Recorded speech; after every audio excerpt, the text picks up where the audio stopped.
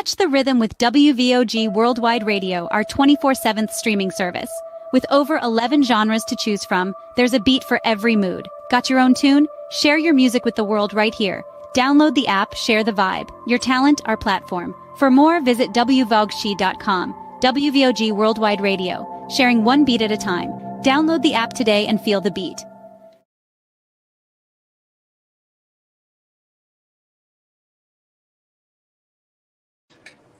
Good afternoon. Welcome to another segment of Let the Elders Speak. I'm your host, Akim Konchu Olagun, and our topic today is why are the youth so belligerent? Why are the youth not being approached by elders? And why are elders afraid of the youth today? Our guest today is Sister Shaka Farrell. Hi. Thanks for having me. Sister Farrell, you have anything you'd like to say? Overall, I believe there are a number of layers to, it's not just a one size fits all answer, I believe, as to why elders and just the community in general are afraid of our youth. I think a lot of it stems from parenting.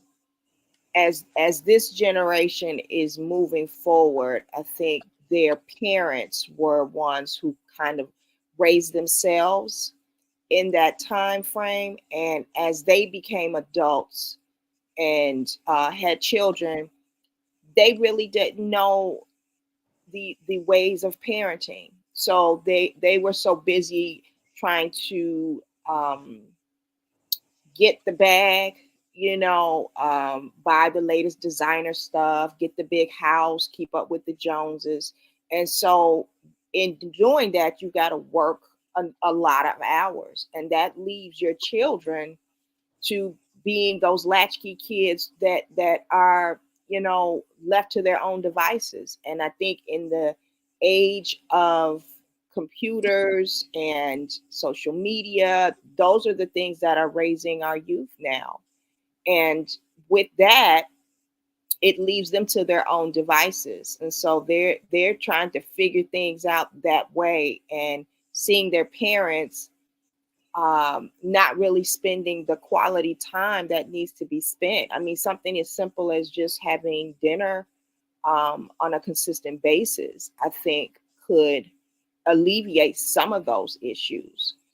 But when you don't do that, you don't prioritize that, I think that leads to a lot of volatile situations, and why we've got kids out here robbing folks, knocking elders over the heads for their phones and their cars, and breaking into robbing stores, things like that. I concur with you on things about the subject that you brought up about people not spending enough time with their children. People caught up in material things and single parent households. I, as an elder, my father was home. At least he was in the house, and his presence was there. So my mother didn't have to go it alone, because sometimes children can get beside themselves, and the woman needs a brother, a cousin, a husband, some kind of man in there to step in there and set things right. Today, things are so technological, much technological and advanced than it was in my time. And so a lot of outside influences are dealing with these youth. And I would say, going back to my time, and after Dr. King was killed, that was because I feel that for everything has a reason for why things happen. And a lot of times we get so caught up in the day-to-day syndromes of trying to make a living, trying to do certain things, trying to get over, trying to take it easy and relax. And then we miss it, and the news media and these gadgets that the kids using today, they take over. Then you got other kids. You got other kids that came from broken homes, and a lot of them. I used to be a case manager for DCFS, and so I've seen a lot of this. So, you want to elaborate on that? Yeah, I agree. Where that's concerned, I think also we have to come to the mindset that we've lost the village mentality. Even back in the days where you had a bit more of reign on your children, there was still that village vibe. So we've gotten to the point where even as parents, that could be single household, dual households, raising a child should not just be on parents, should not just be on that title of one parent, two parent. It's a village, because I don't believe that raising a child should rest on just one or two people. It is a collective thing. We go back, you talk about in the African villages, even in other cultures, it's always been that, where you've got generational living in one home. You've got grandma on hand. You've got aunts and uncles coming through on a regular basis to just pour into those children to be able to help to make that child a valued member in society. But with the age of social media and phones and things like that, it brings about a more isolating mindset. So we don't go outside as much. We don't interact with each other. Even just walking, passing someone on the street and speaking, people just kind of, look at you strange. You just say hi, or smile at someone. And we become so separated, even in our homes. You get home, kids are going off to their rooms to get on their devices. Parents are going off in their respective areas to get on their devices. So no one's talking to each other. So this is part of that layer that I was speaking about, that we're not having these conversations with our children, really checking in with them, finding out what's happening with them. We don't know if that child's being bullied at school, if they're having just issues where, they don't have people to talk to, they don't have people to interact with. And just these kids today have really lost the thing of learning how to be social. So yeah, I agree that there are a number of things that the old school way needs to be brought back in some manner. Just down to cooking a meal together. We're so tired, so we make a beeline to the drive-in. We're ordering food that isn't even good for us, and we bring that home, and then everybody grabs their food and goes off into their rooms or whatever. Nobody's sitting around the dinner table. Nobody's having conversations on the island in the kitchen. So yeah, that's a heartbreaking thing to continue to see that continue. I agree with you, because when I was a child, my mother and father both worked, but my mother gave me a set of rules as being the oldest of what I had to do with my younger siblings. But she also had somebody watching me. She had Miss Sori watching me. She had Miss Alexander watching me. She had what we used to say as kids, old nosy Miss Allen, watching us. Although when I got hit by a car and the man went on about his business, and he worked for Allstate, it was nosy Miss Allen with some high-power binoculars that saw the license plate on his car and got the number. I stopped calling her nosy after that, But we and everybody sat at the dinner table at about 5 o'clock. Everybody sat at the dinner table, and so if there's anything on the table to be brought up, you brought it up there, and it was discussed, and a lot of weight was taken off the female, because the man is, say, young men like myself when I was young, we can get beside ourselves and talking back, answering back to your mother. But my father was there, and he would have a nice conversation with me. And he only said one time, "It's only two grown people in this house, me and your mother. I don't want to have this conversation again." Things like that. So you had a certain social order, and then too, the girls had a certain kind of etiquette about them. You just couldn't approach those girls any kind of way back in the day. If anybody said that they did, that's incorrect. You couldn't do that. Then you had because you had a certain social system. If you violated her, she had brothers, and then that brought on trouble. If you got her pregnant, she had brothers too. They come in cars looking for you. And so we had a certain type of social system. I think as we started, it was certain barriers for us as a people that made us have to turn into each other. And I think the so-called integration, before we were able to really tie down our own social system among ourselves as a people, took precedent over the home. And then you start having younger parents, much younger parents, kids, and single parents. You had a lot of single parents. And I would have to say too that I'm an elder, but I know what happened to elders, because I'm like this here. I say if the train fell off the track, everybody knows that.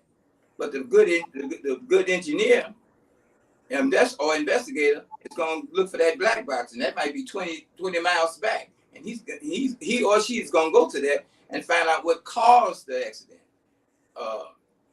So we don't have what you call checks and balances, like you were talking about earlier. We don't have that, and what you call they had a name for it in school. The young girls were taught home economics. You had home economics, and young girls knew how to cook, and they had schools called charm schools or schools of etiquette that taught the young girl how to conduct herself. You want to elaborate on that? Yeah, that bit walks right into the systemic part of it. That was by design. You got government talking about taking those things out of schools where they're predominantly Black. So you lose wood shop, you lose home ec, you lose mechanics. So these things leave us vulnerable. And I definitely agree with the fact that I think it was really a detriment. And I get a lot of pushback from that because I believe it was a detriment for us integrating. We were so caught up with being accepted by other cultures, other groups of people, I'll say, that and when we did, we lost sight of our community and building it to a strength that could not be penetrated. And with that being in the and so then that folds into the organization that I work with, the CEO Superheroes. And it's a nonprofit organization, and it stems around helping families by empowering them through skill development, through the things like STEAM initiatives, giving these children and their families options to a better way of life, so that they don't have that mindset that it's a hopeless thing, that it's ways that, there's no way out of this, that I've got to continue down this path, and passing that mindset and energy on to their children. With the organization I deal with, we specialize with those underserved communities. We promote things like game design. We're now incorporating things on the vocation side, where we're looking to have that as well, where we're teaching kids about HVAC, teaching them plumbing. But in the midst, our mainstay is teaching them like coding, teaching them robotics, those kinds of things, so that they can definitely be productive people in society, and don't feel like they have to resort to carjacking and killing people for $100, and breaking into stores and things like that. So that's part of the organization that I'm part of, where we are about bringing that community, that village mentality back to, with our community, where we've really lost that. I concur with that, and I believe that as I worked in the social sciences, I worked as a case manager, and at one time I worked with a child care worker supervisor with youth at risk in a facility around a gang-ridden neighborhood. And these kids suffer from low impulse control and poor judgment skills, and they have an inability to cope with a lot of things. So I was able to talk. When you basically look at them, they are nothing but kids, and that facade that they have, it's a facade, but it's a dangerous facade, because once you do something, there are consequences. I know they had what you call GALs, which is regarding the item, which is in life. It's like a public defender who says 9 words for you, 9 words for 1 word for you, and 9 for the state that pay them. And so their attitude toward them is it's just a revolving door, and it justifies their social arts degrees that they enjoy. But the attitude toward the children was lacking, even in the schools. I know I had a girl, she was suspended for 10 days, and I had just got the case, and I asked the principal, I said, she needs a lesson plan. I mean, she can't just go home for 10 days and don't have a lesson plan. You're setting her up for failure. Absolutely. What do you mean by that? I said, what did I just say? Now, I'm not going to argue with you about what you're supposed to do. I can just write a certified letter to the district superintendent, and we can work from there. Now, but if you want to talk in the best interest of the child, let's talk. But these attitudes, don't do that. Don't do that. Well, see, too, that's another caveat to the issue that we're dealing with, the school systems. When you have school systems that are more or less cookie cutter, they think every child learns the same way. Every child, if you give them, school supplies, a book bag, and put them in front of a teacher, then they'll excel.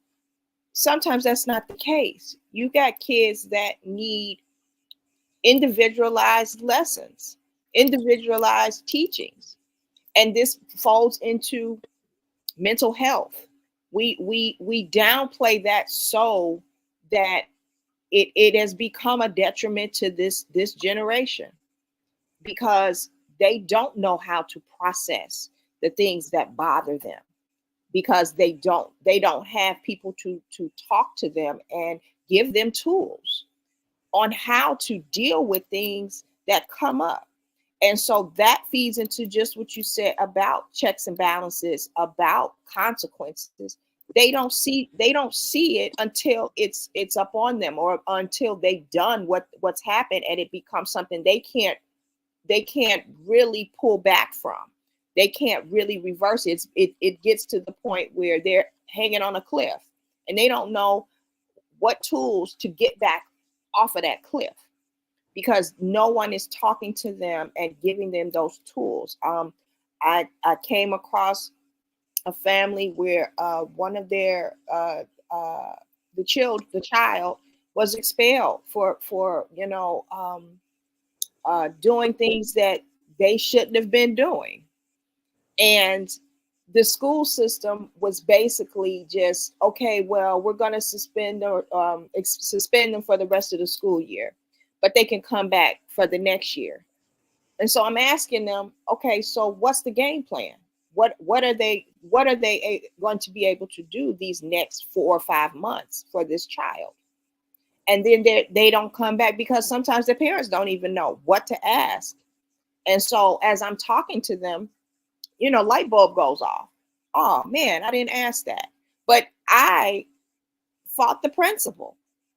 Why does the principal not have a game plan for this kid? He's just supposed to sit out for the 5 months, and then you tell him he can come back for the next year? How's he gonna get through the rest of this year if there's no game plan to be able to have a dialogue between the administration, the teachers involved, so that this kid stays on track and this kid is able to meet the requirements? But yeah, those are things, like I said, there are just several layers to this. And these kids didn't just come out here being how they are without help from society, from, like I say, social media, all the number of things, parents not really parenting, the village not being there. And so, we as a people have done a disservice to these children. It was certain things that I did when I was a caseworker that didn't go along with what DCFS said I should do. But I felt that when I stop in and talk with people, I even drank the can of beer with them, they told me more about their circumstances than they did if I was wearing that ID. They became more familiar with me. I had a girl, her mother was an alcoholic, and they said until her mother meet the program criteria, she can't see her mother. Now, how am I going to stop a 16-year-old girl from going to see her mother? I mean, really, what am I to do? She's going to run away to her mother and see her mother. So this is what I did. Sister. I said, we're going to work together with this, and we're going to keep this on the wraps with each other. I want you to help me help your mother. And I talked to her mother and said, I need you to help me help her. And then that way we're going to have a wraparound and we'll deal with it. Because they're still my people. At the end of the day, when other people can go home way on north side or far north side or in what suburb they live in, they don't have to see that problem until Monday. But I got to live with this.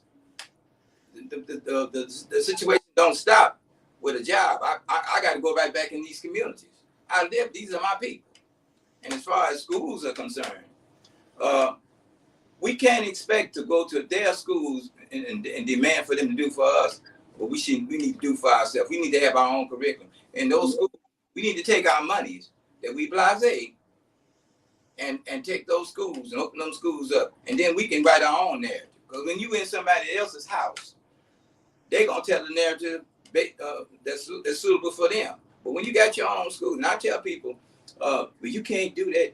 Well, I was kicked out of first grade, Shaka, in 1955. They wanted to put me on psychotropic drugs. Now, my mother didn't have no degrees and nothing, but she had common sense to say, no, you're not going to do that to him. Before I let you do that to him, I'll take him home and educate him myself. And she had a lesson plan, and we went to school 7 days a week. And I just developed the attitude from that. If my mother can teach me, I can teach me.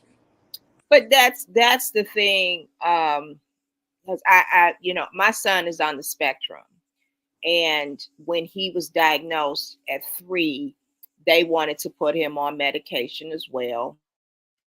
I refused. They begged me, said the whole, well, we got, lower dosages that they can be on. And, so by the time he was in the 5th grade when they shut down with COVID.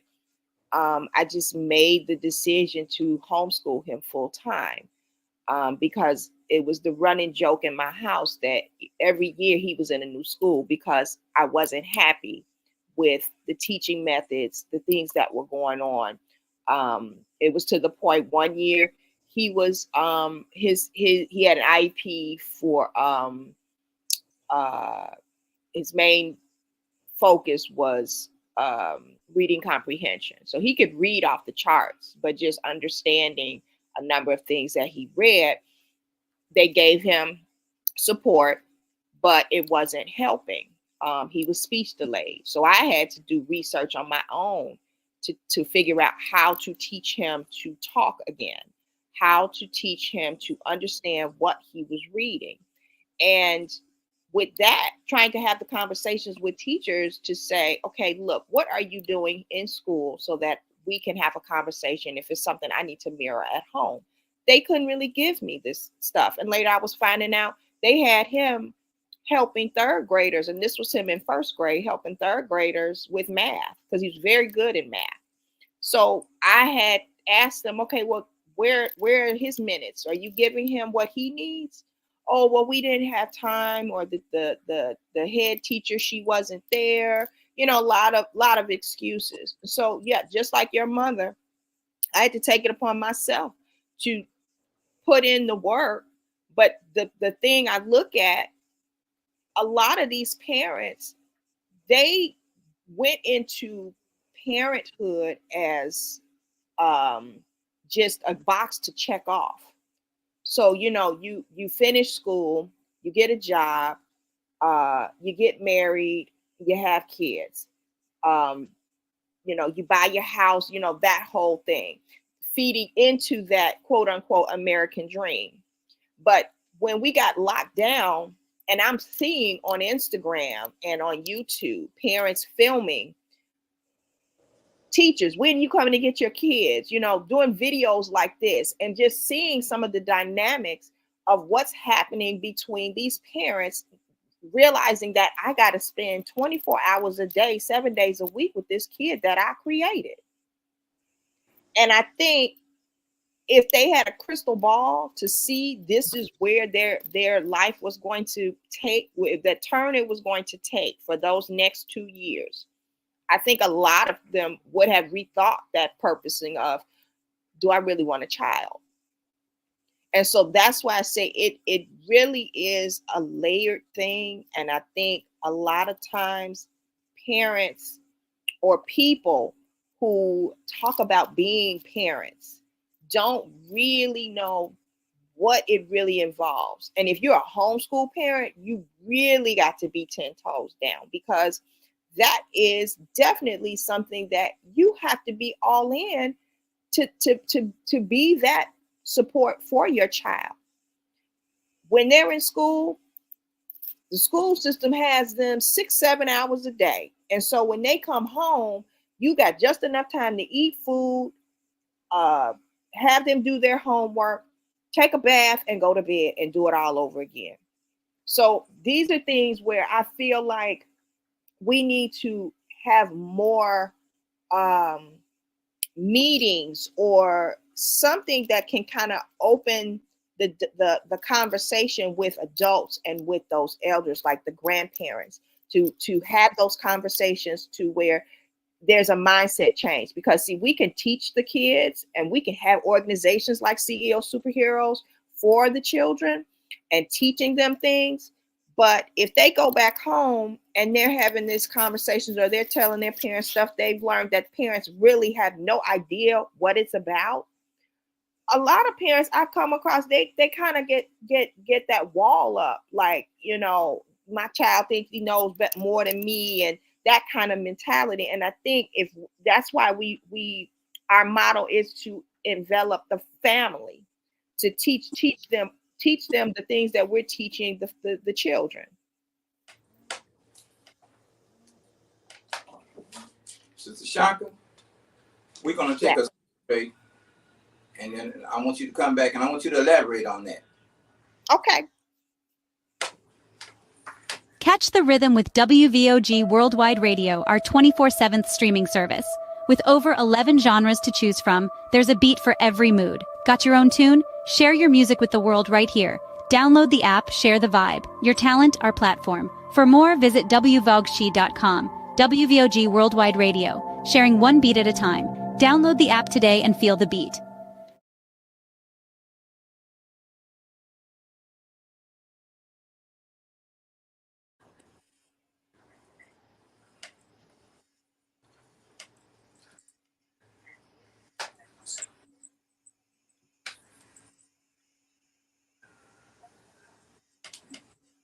Yeah. Yeah. So basically, I think if that is where we put a lot of energy in to getting parents to rethinking what the important thing is, and it's not the $300 shoes and the Fendi bags and the $500,000 house. It's about making sure those that their children are well-rounded, like they are mentally and emotionally capable to functioning in society. Today, our problem is so myopic. If I look back at the years and now the preceding years, a lot of those babies were crack babies. Absolutely. Those crack babies are still grown people today. Absolutely. Having kids themselves. Mm-hmm. So the kids have low impulse control, poor judgment skills, and inability to cope because that's what the parents were. Some of the things I've seen going in those households was something to see. When my mother dealt with me and with homeschool in 1955, that was unheard of. She was only 26 years old. But look at the maturation level of a woman at 26 years old then and a woman today at 26 years old. Sometimes people don't understand that sometimes you have to go back to come forward. Well, yeah, I mean, they were homeschooling back, when we talk about the Little House on the Prairie era, before they did the little red schoolhouse where all the ages were in one space. But yeah, you talk, I talk about this just like where we go off into curing disease, going back to nature. We call that, people call it alternative, but it's not. Using natural things, natural herbs, natural spices. That was the original medicine. So you're right. We have to go back for certain things and take what was back then and bring it to the present, because it this way is not working. And as I stated before, a lot of this is about us not really moving as a community. We are in this separatist mode. And a lot of that goes to, the technology age. And if we're not having these conversations with the adults, it's going to continue to be a vicious cycle. Because you're right. A lot of those parents were crack babies. And it was about me. What can I get for me? And now them as being parents, those children are seeing that selfish mode. They're seeing, oh, okay, it's really about me getting for me, doing for me. And as they're learning this and figuring what's a way I can get this? What's a quick way I can get this? Oh, I can smash and grab. And I think too, when we shut down, some of those parents, some of those children seeing their parents loot some of the stores, coming home with all this stuff, and they see this, oh, this is how we get it. So this is what I need to do to get what I want. So yeah, there are a number of things that need to look at the past to see some of the things that we need to bring to the present in order to turn this tide, or we're just really all going to be going to hell in a handbasket. I mean, it truly is. It looks that way. A lot of times, even back then, and I hated that, when your parent tried to compare you with another kid, where's that child's individual gifts, skills, talents, and abilities? Why wasn't that tapped in? And that also can bring on a sea of resentment. Talking down to a child instead of listening to a child. You know, when I used to deal with younger kids, I'd get on the floor down to their level. Absolutely. Instead of them looking up at me. Mm-hmm. You see, I was once a child. I tell people this here. I never had children, but I tell people, well, you ain't never had no children. You don't know how to be a parent. I said, yes, you better know about yourself before you have kids. Absolutely. Make you a parent. Absolutely. I knew how I wanted to be treated as a kid. Mm-hmm. If I don't forget that, then I can deal with this child. I know how bad the times seem to be now, but a lot of that is promoted by media. It's bad because when a 16-year-old kid killed 3 of his friends, 3 boys like himself in a house, that's critical. Yeah. Because that child don't know what he's coming up against. See, these movies and all this other thing. See, when those people do those skits on those movies, they go home. But if you create a problem like that, you got to deal with that. It's not this ain't no theater. This ain't not no movie. It's the real deal. And they're gonna charge you as an adult. You're gonna go places that you wish you never ever went to. Well, that's why I think a lot of conversation needs to be had with both the parent and the child. That we need to create safe spaces. But I also am a big proponent of therapy. You know, I think there definitely needs to be more dialogue around that, and having those open conversations to letting, because if we don't, it'll continue to repeat itself.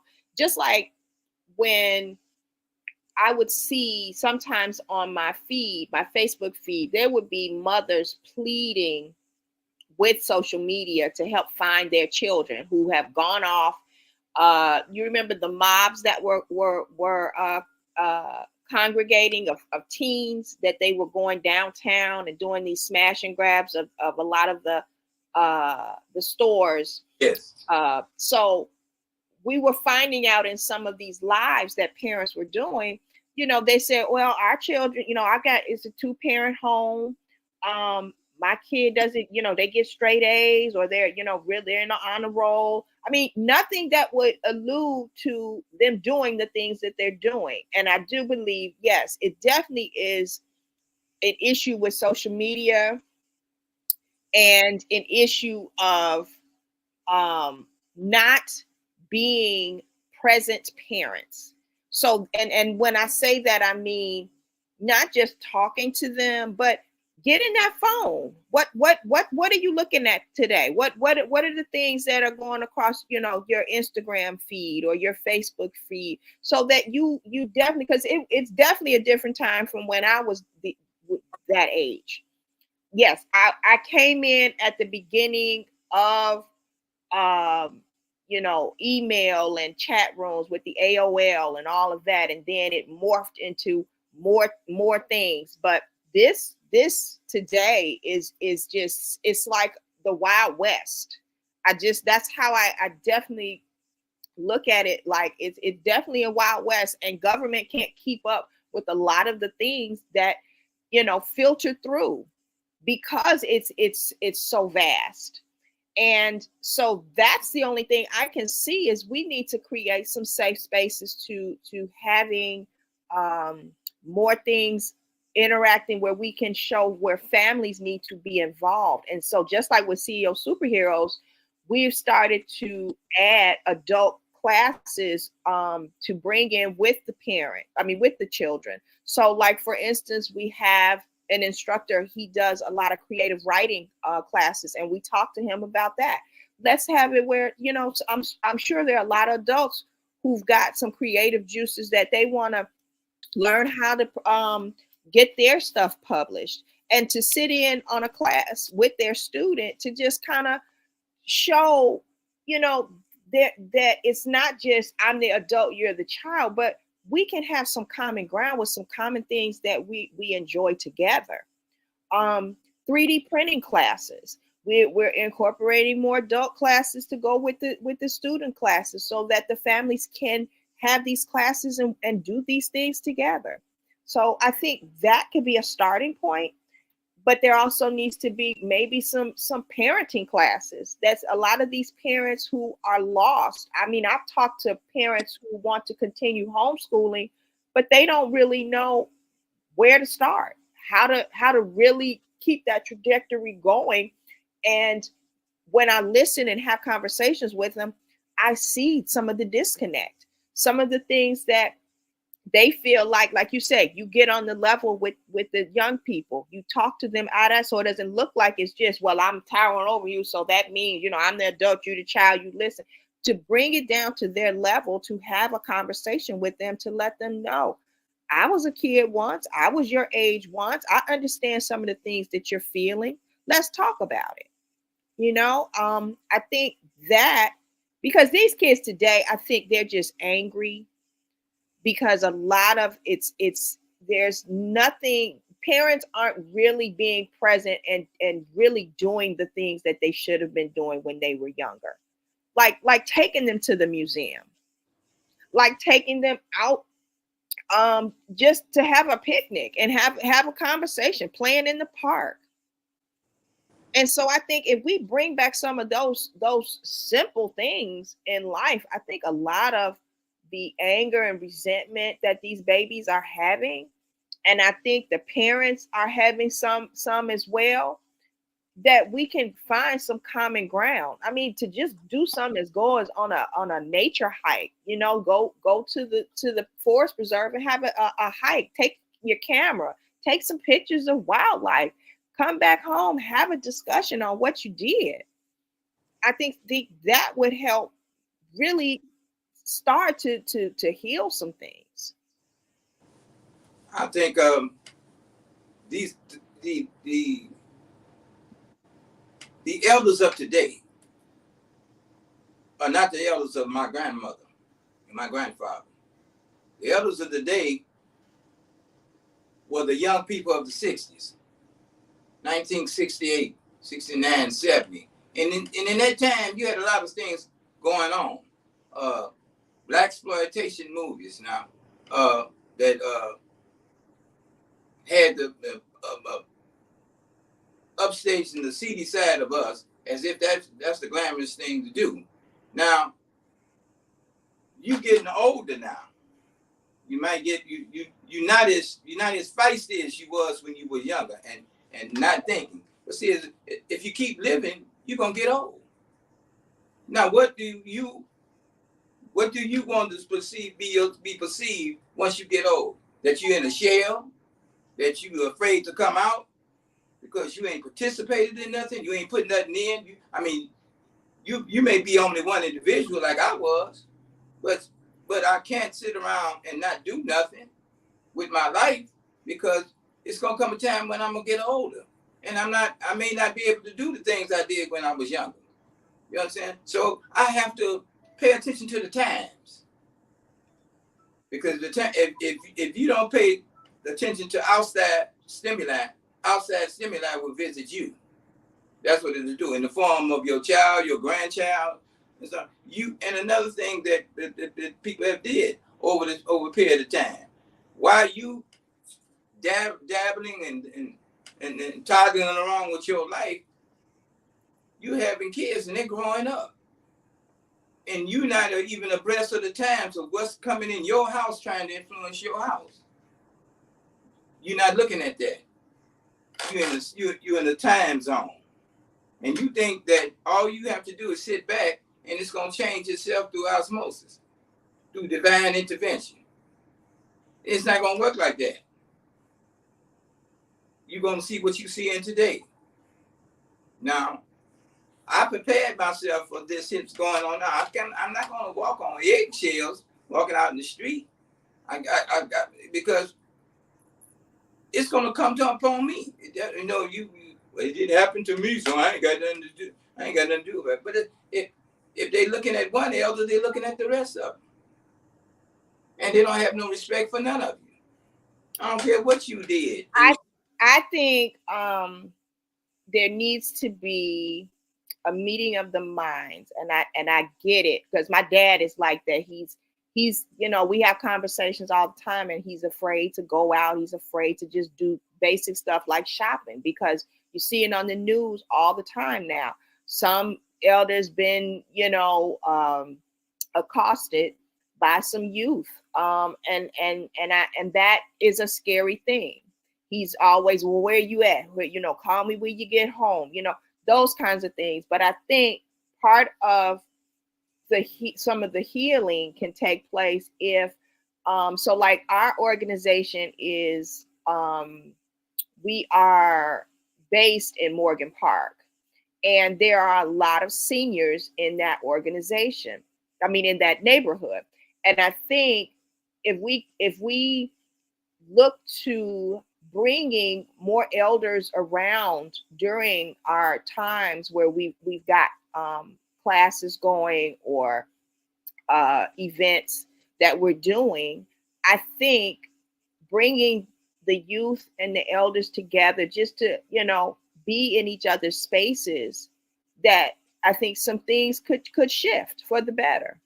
But I know it has to first be a showing to those elders that it is safe. It is safe to come out of your home. It's safe to walk your block. It's safe to come around and be in the spaces with some of these young people. I had a young lady. See, we have a golf program also with our program, and she came angry, just attitude. Her grandmother brought her and thought this would be something good. She was so adamant she didn't want to be there. She didn't want golf. I don't want to do any golf, And she came, had the long fingernails, and it was just a whole to do. And we, some of the mothers there, we talked with her. We, because she'd have attitude when the golf instructor was showing her how to hold her club, and and it was just this whole face. You could see it all in her face. She just was not having it. And as we work with her, by I want to say the third week, she came to class, no nails on. And we got her a golf bag with some clubs, and we talked with her, and now she blossoms. Like she's like, Miss Shaka, when we starting golf up again, So I just think we've got such preconceived notions on every generation, the kids on the parents, and then on the seniors vice versa. I think it's just we've got to figure out a means or a way to bringing the divide closer, to making it where we can get back to that community and that village mentality by doing something to that. And I think also these politicians, they need to stop and think about pouring more money into organizations like CEO Superhero, so that we have more than just one in the neighborhood, that we've got a couple, strategically placed in the different areas, so that these kids, because I know when my boys were young, I'm schlepping across to the north side to get them exposure to things that we should have in our own communities. But it's so hard when you're fighting for grants, and you're asking parents to participate, with nominal fees to purchase our memberships, which is $111 for the year, and your whole family is invited to be a part of our family. But unless it's the conversation is had on a regular basis, and we're able to get into more spaces, because we're our storefront is small. We can't house 50 people in there. I would love to do that, but it's small. And so we need more space to make it where we can have these dialogues with the children, with the parents, with the grandparents, so that it's not all this volatility, and everybody is feeling more at ease, so that children, elders, as they're walking down the street and they see teens, they don't get nervous. They don't feel like, oh, let me run back the other way or go across the street. And young people as well, to see that the elders are coming, and to know this person is somebody's grandparent or not, but to know that there's a level of respect that needs to be had. If they're not respecting themselves, then that's going to be the problem that we continue to have. They're not going to respect anybody else. They're not going to respect where they live. They're not going to respect their neighborhood. And we gotta come together and make that happen. Yeah. Well, like you said before, when at the beginning of the program, it's not no one size fit all type of program that we're in as a people. It's it's a host of things, and if you haven't been following those things along, and you just looking at the news media. Mm-hmm. My father used to say, all the news is not fit to print. Yeah. If you told him that you read the newspaper, he looked at you like, and you believe that? Mm-hmm. You didn't cross-examine that? And see, that's by design too. That's all part of the plan, Let's pour in more of this negative stuff about these kids, about what's happening, and this is what it's doing. It is doing exactly what they figured it would do. It's giving fear to where we're afraid to just really move. We're afraid to do anything. Just talk. We need more action. And I don't know if the mayor or these aldermen, are really at the point where they can find solutions.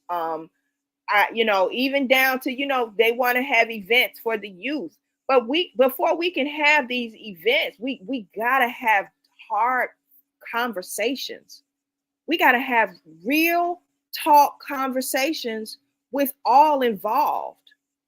We can't just say, okay, let's just throw a party and have the kids come and maybe things will die down or everything will be. No, we got to give these kids, some of these kids I'm talking to, they're frustrated because of lack of work to find, or work that is going to, give them mental stimulation.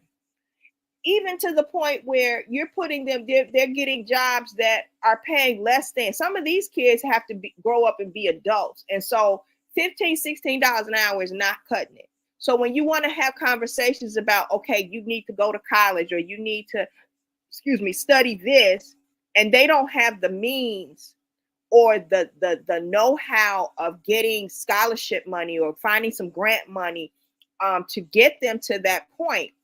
So now they've got to work this dead end job to try to make ends meet as they're paying whatever bills they have to pay. And it's just a hole that's digging further and further in, because there are no organizations really in these neighborhoods that can offer them contact with people who can show them the way, who can show them that there's more than just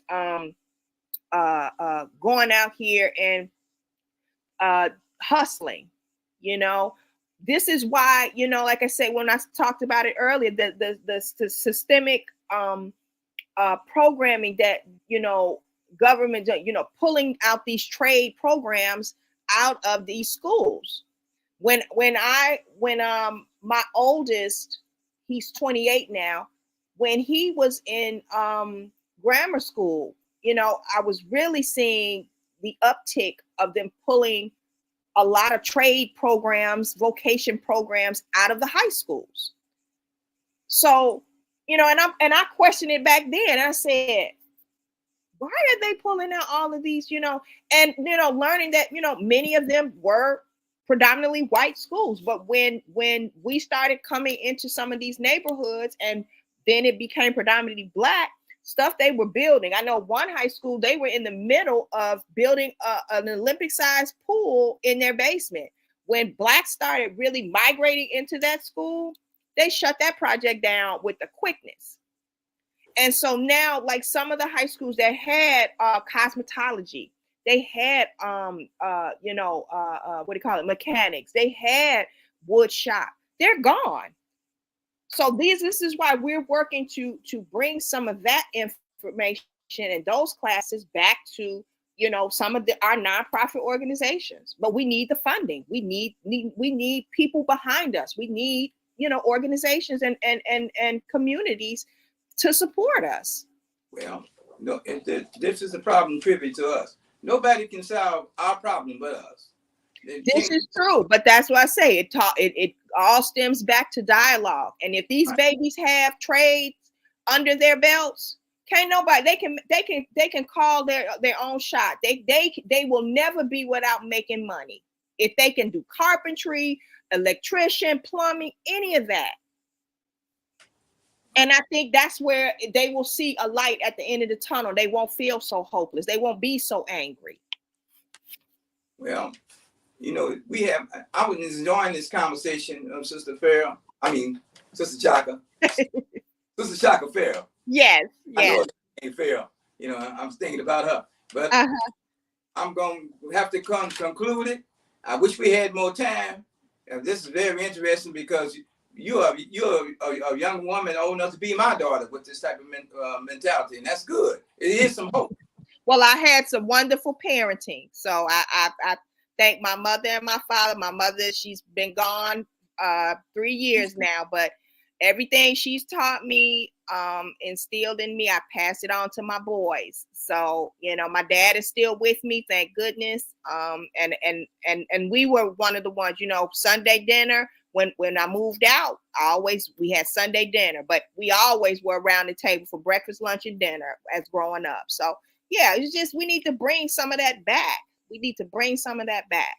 Well, I hope to talk with you at another time. I'm going to have to conclude this program. This is Akeem Konju Olagun. Until next time, let the elders speak.